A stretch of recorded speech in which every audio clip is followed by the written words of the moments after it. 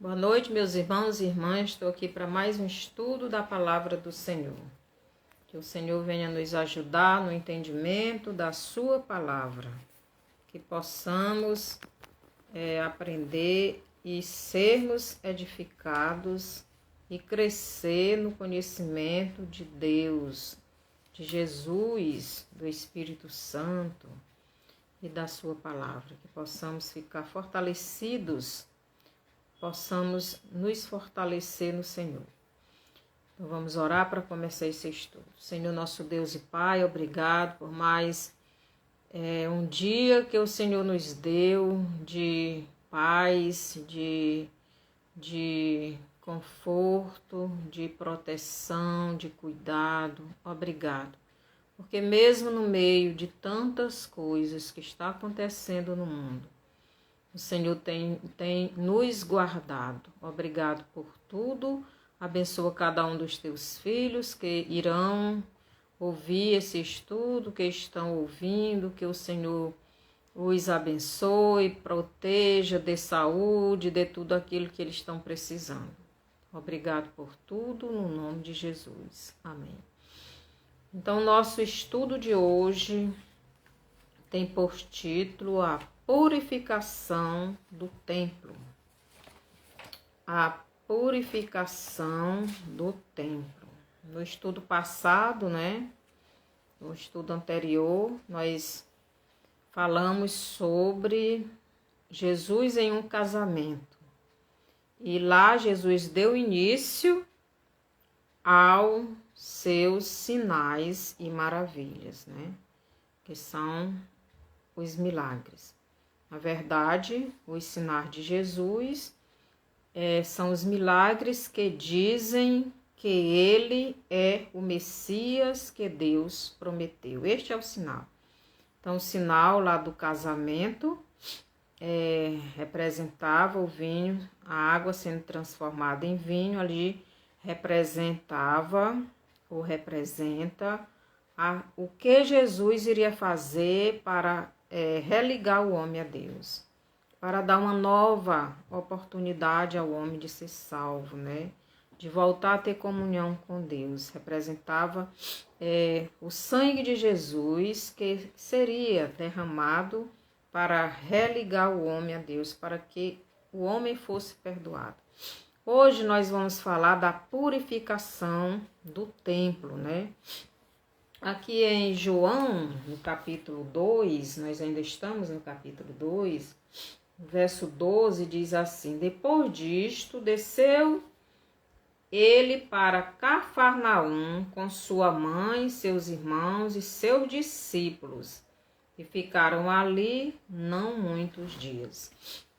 Então, depois daqueles dias ali, daquela festa de casamento, que Jesus deu início aos seus sinais e milagres. Então, depois disso, ele foi para Cafarnaum. Levou a sua mãe, seus irmãos e seus discípulos. Mas Jesus não ficou muitos dias ali. Então, no versículo 13 diz assim: estando próximo à Páscoa dos judeus, subiu Jesus para Jerusalém. Então, ele não ficou muitos dias em Cafarnaum. Ele partiu logo para Jerusalém, porque ali seria comemorado a Páscoa dos judeus. E o que representa a Páscoa?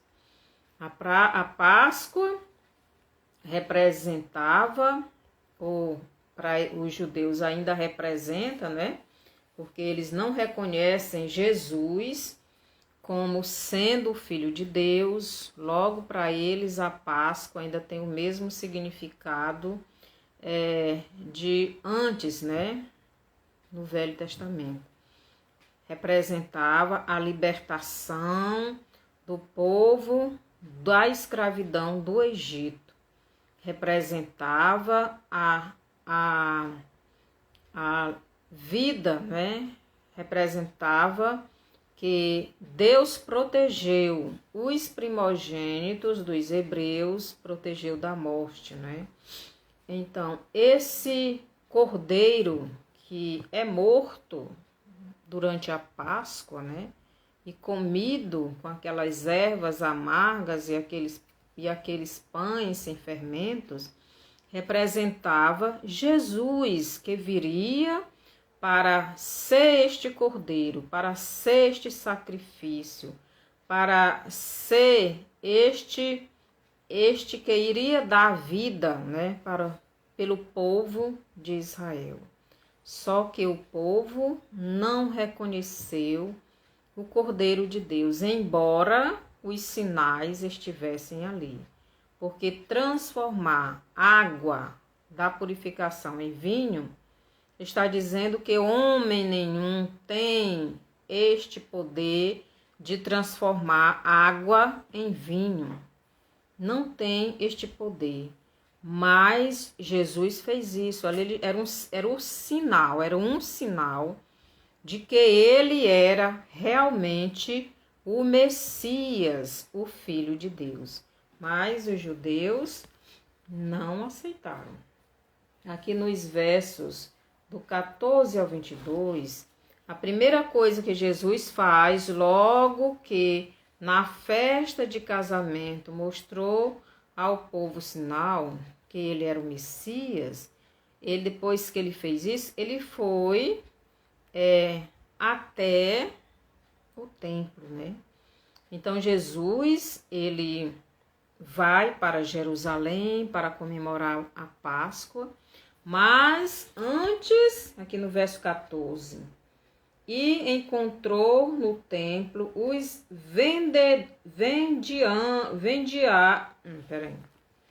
E encontrou no templo os que vendiam bois, ovelhas e pombas, e também os cambistas assentados. Tendo feito um azorrague de cordas, expulsou todos do templo, bem como as ovelhas e os bois, derramou pelo chão o dinheiro dos cambistas, virou as mesas e disse aos que vendiam as pombas: tirai daqui estas coisas, não façais da casa de meu pai casa de negócio. Então Jesus, na festa de casamento, ele deu início ao seu ministério. Ali ele estava dizendo que estava religando o homem a Deus. Agora ele vai até o templo, no período da festa da Páscoa. Então, o templo ali, o templo de pedras, né, de barro, de tijolos, aquele templo representava o ser humano, representava a pessoa, os seres humanos. E este templo estava contaminado de pecado. Então Jesus, ao religar o homem a Deus, agora vai ao templo para fazer esta limpeza. Isto aqui é uma demonstração do que ele iria fazer em breve, depois que desse a sua vida, depois que ele morresse por cada ser humano. Então, primeiro na festa de casamento, ele religa o homem a Deus. Ali era uma demonstração do que ele iria fazer. Agora ele vai em Jerusalém antes da festa da Páscoa e faz uma purificação no templo. E como estava este templo? Este templo estava cheio de vendedores, né? Ali tinha pessoas que estavam vendendo animais para serem sacrificados. A lei mandava que eles trouxessem os animais das suas casas, mas ali estavam os vendedores, quer dizer, eles estavam contaminando o templo. O templo era o lugar de adoração, é lugar de arrependimento, de pedir perdão, de levar a sua oferta, de levar o seu animalzinho, para que os sacerdotes sacrificassem em prol do seu perdão, da sua purificação dos pecados. Mas ali no templo, aqui diz, né, no versículo 14, e encontrou no templo os que vendiam bois, ovelhas e pombas, e também os cambistas assentados, também os cambistas, né? Tendo feito um azorrague de cordas, expulsou todos do templo. Então Jesus fez como se fosse uma trança, né? Uma corda grossa, e colocou em um pedaço de madeira, de pau, né? Como se fosse um chicote, né? E mandou naquelas pessoas, né? Então Jesus foi limpando o templo, fazendo esta purificação. Então o templo estava sendo profanado.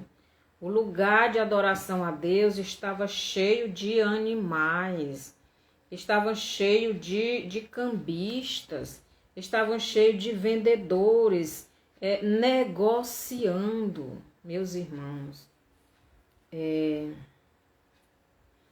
muito sério, porque hoje a gente vê na Igreja de Cristo quase a mesma coisa, né? A gente vê na Igreja de Cristo se tornando comércio, né? E é muito triste. Mas aquela igreja ali, aquele templo, representava o ser humano, os seres humanos que estavam contaminados, estavam... o seu templo, o seu corpo, a sua vida tinha sido profanada. Então, a vida da pessoa estava cheio de sujeira, estava cheio de pecado. Então, aquele templo ali representava os seres humanos, né? Sem Deus. Representava o próprio povo de Israel, o povo judeu. Então, aquele templo estava representando como estava o povo judeu. Porque o povo gentil a gente nem fala, né? Porque o povo gentil já era mesmo do pecado, já vivia mesmo no pecado, longe de Deus, nunca soube quem era Deus. Mas o povo judeu, o povo de Deus, aquele templo ali estava dizendo como estava a vida daquele povo. E a vida daquele povo estava, eles estavam mais preocupados com as coisas deste mundo, com as coisas materiais, com os negócios, né? Com Mamon. Ainda hoje, né? Ainda hoje Israel é muito preocupada com Mamon. Hoje em dia lá o comércio é do mesmo jeito, né? Lá não tem templo, mas tem a cidade. Jerusalém, onde tem mais comércio, são caravanas por cima de caravanas, e assim o comércio lá é grande. Então, este templo representa o meu corpo, representa o seu corpo. Nós, como filhos de Deus, nós, como servos de Jesus, devemos prestar atenção como está o nosso corpo, o santuário do Senhor, o santuário do Espírito Santo, né? Porque nós já temos Jesus e o Espírito Santo já habita em nós. Mas será que o Espírito Santo vai habitar em sujeira? Aqui no verso 15, diz assim: tendo feito um azorrague de cordas, expulsou todos do templo. Então Jesus fez aquela limpeza, expulsou aqueles vendedores, derrubou aquelas mesas dos cambistas, tirou aqueles animais, botou tudo para fora. Jesus quer que o templo do Espírito Santo, que é o nosso corpo, seja limpo, seja santo, seja consagrado a Deus. devemos ver se nós não estamos profanando o templo do Espírito Santo, que é o nosso corpo, que é a nossa vida. Será que nós não estamos trazendo alguma coisa que não está agradando a Deus? Será que a nossa vida está voltada mais para os bens materiais? Está voltada mais para as coisas deste mundo? Então, Jesus, ele chegou ali, fez aquela corda e começou a expulsar aqueles homens, expulsar aqueles animais, expulsar aqueles cambistas, tirar tudo, derrubar aquelas mesas. Jesus estava dizendo que agora ele iria purificar a vida dos seres humanos. Então, tendo feito um azorrague de cordas, expulsou todos do templo, bem como as ovelhas e os bois. Derramou pelo chão o dinheiro dos cambistas, virou as mesas e disse aos que vendiam as pombas: tirai daqui estas coisas, não faças da casa de meu pai casa de negócio. Então, é muito triste quando vemos a casa do Senhor se tornando casa de negócio. É bom fazermos uma reflexão da nossa vida. Então, este templo aqui de pedras, sabemos que pedra representa o homem, né? Essas pedras pequenas. Então, este templo de pedras de Jerusalém estava dizendo como estava o povo de Jerusalém, o povo israelita, o povo judeu. Eles estavam na sujeira, eles estavam na profanação, eles não respeitavam o Deus que eles diziam servir. Então a preocupação deles não era em agradar a Deus, em levar as vidas ao arrependimento, não era nada disso. A preocupação deles era com o dinheiro, era em lucrar. E hoje em dia tem tantas igrejas por aí fazendo a mesma coisa, né? Então devemos perguntar para nós mesmos: será que realmente nós não estamos fazendo também do templo do Espírito Santo uma casa de negócio? Será que não estamos mais preocupados com as coisas materiais do que com as coisas espirituais? Então Jesus fez uma corda, não é? E tipo um chicote, e fez aquela limpeza. Será que é necessário Jesus, né, na pessoa do Espírito Santo, fazer o mesmo conosco para que o templo do Espírito Santo seja limpo?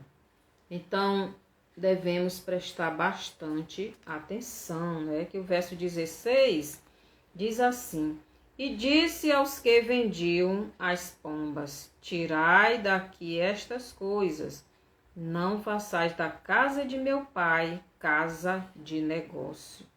Lembraram-se os seus discípulos de que está escrito: o zelo da tua casa me consumirá.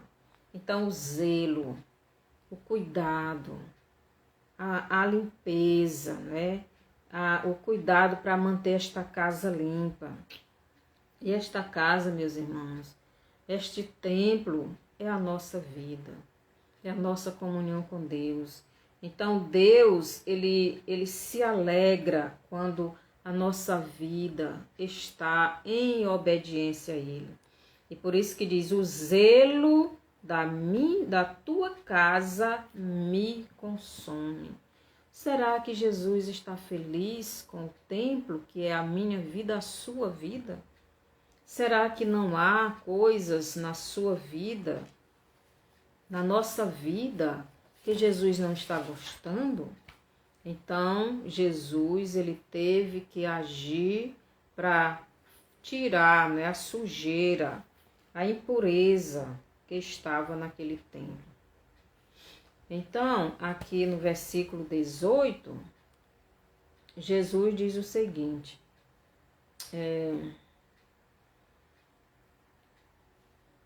versículo 18,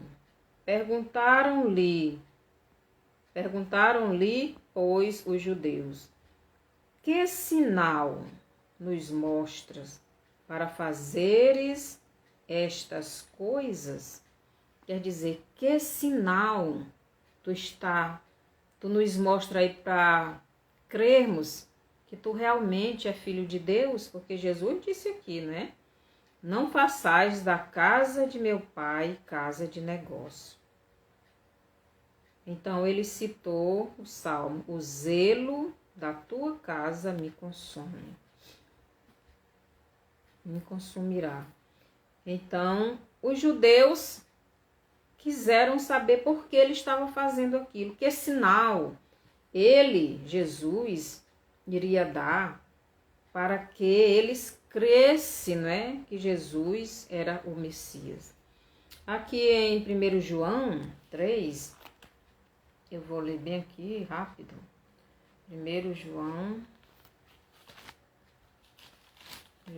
3, 7 ao 10. Diz assim: Filhinhos, não vos deixeis enganar por ninguém. Aquele que pratica a justiça é justo, assim como ele é justo. Aquele que pratica o pecado procede do diabo, porque o diabo vive pecando desde o princípio. Para isto se manifestou o Filho de Deus, para destruir as obras do diabo. Todo aquele que é nascido de Deus não vive na prática de pecado, pois o que permanece nele é a divina semente. Ora, esse não pode viver pecando, porque é nascido de Deus. Nisto são manifestos os filhos de Deus e os filhos do diabo. Todo aquele que não pratica justiça não procede de Deus, nem aquele que não ama a seu irmão. Então aqui João está dizendo que os filhos de Deus, eles não devem andar na prática, que o verso 8 de 1 João 3, aquele que pratica o pecado procede do diabo, porque o diabo vive pecando desde o princípio. Para isto se manifestou o Filho de Deus, para destruir as obras do diabo. Então, todo aquele que é nascido de Deus não vive na prática do pecado. Então, meus irmãos, nós ainda somos pecadores, mas pecadores remido, lavado pelo sangue do Cordeiro. Então, viver na prática do pecado é você viver praticando o pecado, sempre o mesmo pecado, sempre, você nunca abandona. Nós ainda somos pecadores, ainda caímos, mas isso por acidente. Como é isso? Não tenho a prática. Eu caio no pecado, mas logo abandono. Logo que o Espírito Santo me mostra meu erro, eu confesso e abandono. É assim que é o Filho de Deus. Nós não praticamos, andamos na prática. Como os filhos do maligno, por exemplo, uma pessoa que é viciada em droga, ela pratica esse pecado sempre, ele nunca abandona. Por quê? Porque ele é filho do diabo, porque ele não tem Deus, ele não tem esse compromisso. Mas uma pessoa que é viciado, quando vem para Jesus, ele vai abandonando. Não significa que ele abandona logo, mas ele vai esforçando, vai lutando, daqui a pouco não pratica mais. Então, o Filho de Deus não anda na prática do pecado. Nós ainda pecamos por acidente. A gente está aqui de vez em quando cai, mas imediato, no mesmo instante, a gente pede perdão e abandona aquele pecado. Então, é isso que o apóstolo João está dizendo aqui. Então, nós, como filhos de Deus, devemos ter cuidado com o santuário do Espírito Santo, né? Porque senão, como é que Jesus vai ter este prazer, né, na pessoa do Espírito Santo de habitar dentro de nós, se nós não estamos obedecendo a palavra dele, né? Se nós não estamos respeitando a ele, porque quando nós desobedecemos, nós estamos desrespeitando o nosso Senhor. Então, como é que nós dizemos que somos filhos de Deus se nós não estamos respeitando ele, estamos desobedecendo? Então, devemos pensar bem na nossa vida. Aqui em Mateus 3:8 nos diz o seguinte: produzi, pois, frutos dignos de arrependimento. Então, é isto que Deus quer dos filhos de Deus, né? Dos verdadeiros filhos de Deus, dos verdadeiros seguidores de Jesus. É este fruto do Espírito Santo. São os frutos do Espírito Santo, ou os frutos, não, o fruto, né? Que os frutos são vários, né? Várias características, o amor, a bondade, a fidelidade, o domínio próprio e outras mais. Então, este é o fruto do Espírito que nós devemos produzir em nós. Assim, fazendo assim, nós estamos provando que realmente amamos a Deus. Então, aqui no versículo 18, os judeus pedem a Jesus um sinal. Eles querem que Jesus dê um sinal para que eles creiam que ele realmente é o Messias, é o profeta que Moisés falou, é aquele que Deus prometeu. No versículo 19 de João 2, diz assim: Jesus lhes respondeu: destruí este santuário, e em 3 dias o reconstruirei. Então Jesus diz: o sinal que eu vou dar para vocês é que eu vou destruir este santuário. E em 3 dias eu vou reconstruir, eu vou construir de novo, eu vou fazer ele de novo, vou edificar. Só que Jesus não estava falando daquele templo de pedras, né, feito pelas mãos dos homens. Jesus estava falando do seu próprio corpo, né, do seu corpo que era o santuário do Pai. Então Jesus estava dizendo que ele iria morrer. Ele iria morrer e no 3º dia ele iria ressuscitar, quer dizer, ressuscitar num corpo novo, num corpo sem sofrer mais a morte, não iria mais morrer. Então, aqui no Salmo 69, nos diz assim, Salmo 69, foi o que Jesus citou, né, ali para os judeus, né? Salmo 69, versículo 9, diz assim: pois o zelo da tua casa me consumiu,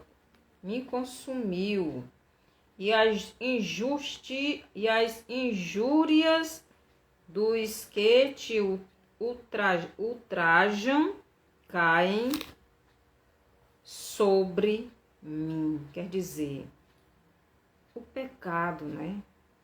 Ele diz: as injúrias dos que te ultrajam caem sobre mim, quer dizer, os pecados.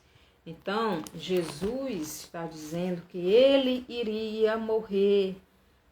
Então, o santuário que ele estava falando era o seu próprio corpo, que através do seu corpo, o santuário, que é a vida das pessoas, não mais um templo de barro, de pedras, de tijolos, não seria mais um templo feito pela mão dos homens, mas esse santuário, esse templo seria feito pelo próprio Jesus, pelo próprio Deus, porque quando ele morresse, aqueles que crescem nele como Salvador e recebesse ele em seu coração, então o Espírito Santo viria e ele iria fazer esta limpeza, esta purificação, este novo templo que é eu e você. Então, através da palavra de Deus, através da palavra de Jesus, através da palavra que é o Espírito Santo também, pois é o mesmo Deus, vai acontecendo esta purificação. Então, Jesus saiu de uma festa de casamento, onde ele estava ali dizendo que ele estava religando o homem a Deus, agora ele vem demonstrar que vai fazer a limpeza na vida daqueles que realmente creem nele como Salvador. Mas os judeus não estavam crendo, então eles queriam sinal. Eles queriam que Jesus mostrasse um sinal. Jesus diz: o único sinal vai ser este sinal. Eu vou derrubar esse templo. Quer dizer, eu vou morrer. E dentro de 3 dias eu vou edificar, vou ressuscitar em um novo corpo. Um corpo que não vai mais passar pela morte. Este era o sinal que Jesus disse que ia fazer.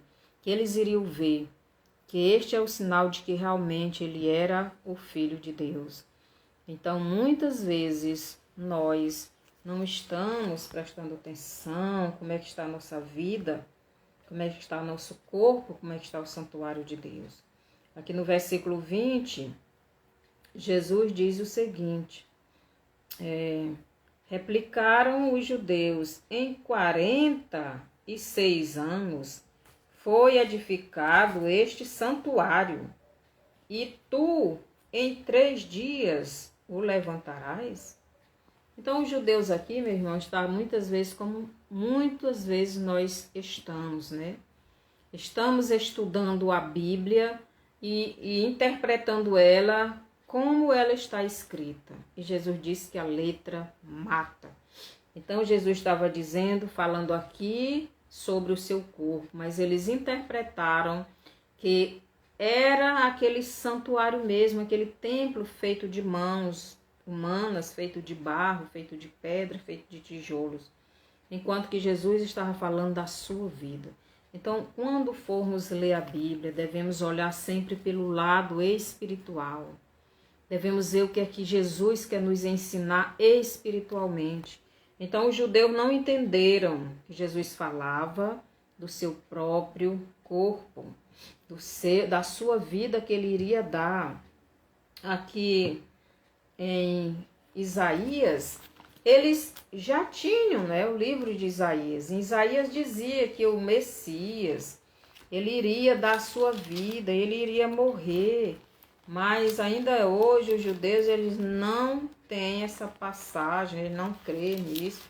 Eles tiraram isso, eles não acreditam, porque aqui fala da morte e da ressurreição de Jesus, deste derrubar esse santuário e reedificar. Quem creu em nossa pregação, deixa eu ver bem aqui, vou ler do 3, diz assim: era desprezado e o mais rejeitado entre os homens, homem de dores, e que sabe o que é padecer, e como um de quem os homens escondem o rosto, era desprezado e dele não fizeram caso. Certamente ele tomou sobre si as nossas enfermidades e as nossas dores levou sobre si. E nós o reputávamos por aflito, ferido de Deus e oprimido. Mas ele foi transpassado pelas nossas transgressões e moído pelas nossas iniquidades. Eu não vou continuar lendo, mas os irmãos querem ler em casa, pode ler. Então Jesus está dizendo que ele iria morrer E está escrito em Isaías 53, verso do 3 ao 11. Mas aqueles judeus, eles não estavam entendendo. E muitas vezes nós lemos a Bíblia e interpretamos como a gente lê. Então eles interpretaram que era aquele templo, mas Jesus estava falando do seu próprio corpo. Quando, pois, Jesus ressuscitou dentre os mortos, lembraram-se os seus discípulos de que ele dissera isto, e creram na Escritura e na palavra de Jesus. Na Escritura, nesse Isaías 53, verso do 3 ao 11. E na palavra de Jesus, que Jesus disse que ia derrubar aquele templo e ia retificar. Então, os discípulos lembraram, né, do que Jesus falou, quando Jesus morreu, né, e eles lembraram e creram na Escritura, no que estava escrito em Isaías. No versículo 23, nos diz o seguinte: estando ele em Jerusalém, durante a festa da Páscoa, muitos, vendo os sinais que ele fazia, creram no seu nome. Então, as pessoas sempre estão querendo ver sinais, né? Querendo ver milagres, querendo ver maravilhas. Essas igrejas aí que pregam milagres, que pregam isso e aquilo, é tudo cheio, né? As pessoas sempre andam atrás dos sinais. Jesus deu vários sinais, ele deixou escrito, ele deixou os seus discípulos escrever, ele falou de vários sinais que ia acontecer quando ele estivesse próximo de vir buscar sua igreja. E tudo isto está acontecendo, mas muitos ainda estão como os judeus, não estão percebendo os sinais, não estão percebendo o tempo, né? São muitos sinais, muitas evidências, mas as pessoas não estão acreditando no que está para acontecer. É aqui como os judeus, né? Muitos viram os sinais e creram, mas aqui no 24 Jesus diz: mas o próprio Jesus não se confiava a eles, porque os conhecia a todos e não precisava de que alguém lhe desse testemunho a respeito do homem, porque ele mesmo sabia o que era a natureza humana. Então Jesus, apesar daquelas pessoas estarem crendo nele, mas ele conhece o coração. Ele sabe quem realmente acredita de verdade e quem não acredita. Tem aqueles que acreditam, né, por um tempo, como aquela parábola, né, do semeador. Mas quando vem os problemas, já morreu, já saiu, não quer saber. Então, na verdade, foi só emoção. Então, tem vários tipos de pessoas, mas aqueles que creem de verdade, eles permanecem firmes. Jesus conhece o coração de cada um. Meus irmãos, vamos prestar atenção. Jesus está voltando e ele quer que o nosso templo esteja limpo. Ele foi lá naquele templo para mostrar que ele iria fazer esta limpeza. Não era aquele templo de barro, de pedra, de tijolos que era mais importante. Agora, o templo que ele vinha fazer esta limpeza é a vida, é o corpo, é a nossa vida de todos aqueles que recebem ele, crendo verdadeiramente nele. Que o Senhor nos abençoe, que o Senhor nos ajude, que possamos colocar Jesus no centro da nossa vida, que possamos vigiar nós mesmos, não a vida dos outros, mas a nossa. Jesus diz, se julgássemos, é Paulo que diz lá em 1 Coríntios 11, se julgássemos a nós mesmos, não seríamos julgados. Então nós temos que olhar para a nossa vida para não sermos julgados. Esse julgamento aí que fala aí, não é o julgamento de condenação, mas o julgamento de disciplina. Então devemos ver, porque se eu estou em pecado, eu vou ser disciplinada para não ser condenado com o mundo. Isso que Jesus diz no Apocalipse. Então vamos olhar para a nossa vida. Estas coisas que estão acontecendo hoje no mundo é esta punição, é este juízo, esta condenação, esta disciplina que Deus está trazendo sobre a igreja dele, para que esta igreja saia do pecado, desligue-se de mamon, né, que é do dinheiro, das coisas materiais, que valorize a ele, que torne a casa dele casa de oração, onde ele tem prazer de estar. Jesus tem prazer de estar na sua vida, meu irmão. Sua vida realmente é o lugar que Jesus tem prazer de estar, de conversar com você. Que o Senhor nos ajude, que possamos buscar mais a presença do Senhor. Mande essa live para frente, que outras pessoas possam ouvir também e fazer esta reflexão e arrepender-se dos seus pecados e a presença de Jesus pedindo perdão, para que o Espírito Santo não venha com o fogo, né, sobre nossas vidas, esse fogo que purifica. Então, o Espírito Santo vem com esse fogo da purificação quando a nossa vida não está bem diante de Deus. Então, Jesus pegou uma corda e saiu expulsando aqueles homens. Mas o Espírito Santo nos purifica com o fogo da purificação. Então, se há pecado na nossa vida e nós não confessamos ainda, não nos arrependemos, então o Espírito Santo vem com fogo para nos purificar. E este fogo pode ser qualquer coisa, como por exemplo, uma enfermidade, qualquer coisa, eu não sei o que, mas Jesus, ele nos ama e ele não quer que ficamos no pecado. Então, Jesus, ele fez aquela corda e saiu batendo naquelas pessoas, expulsando. Aquilo ali significava dor, significava disciplina. Porque você pegar uma corda, um rolo de corda nas suas costas com toda a força, isso vai sentir dor, isso significa disciplina. Então, devemos prestar atenção como está a nossa vida diante do altar, diante de Deus. Será que Ele está tendo prazer de estar na nossa vida, conversando conosco? Será que você realmente está tendo esta alegria de estar na presença de Jesus? Que o Senhor nos abençoe. Dê o seu bonzinho, mande essa live para frente, esse vídeo, e vá lá no YouTube também e se inscreva lá, compartilhe com as outras pessoas.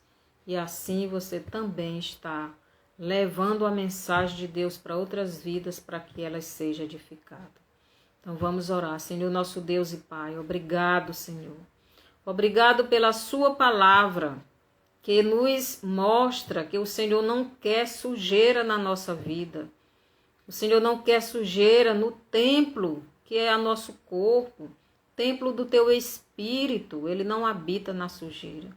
Que o Senhor nos perdoe, que o Senhor nos ajude a caminharmos a cada dia com o Senhor. Tira todas essas impurezas, toda a sujeira do pecado, toda angústia, toda falta de fé, todo egoísmo, todo desejo pelas coisas do mundo.